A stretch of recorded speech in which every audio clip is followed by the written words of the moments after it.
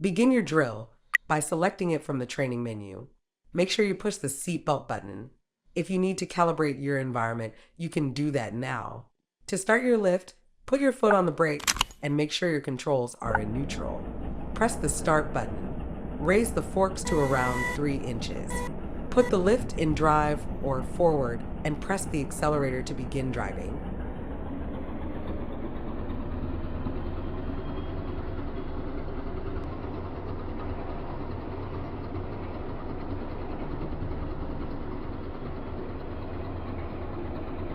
The 90-degree slalom drill course is designed to teach new operators proper maneuvers when lining up to pick up a pallet or traveling in narrow aisles in a facility.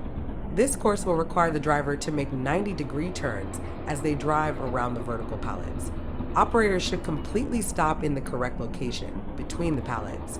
Turn the steering wheel fully, left or right, and then control the spin speed until they are facing the correct direction.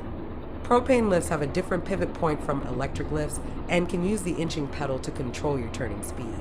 Make sure you have selected the proper lift for this task and your training program. Repeat the turns until you are at the end of the course. To finish this drill, park in the green box and turn off your lift. Your score will be displayed.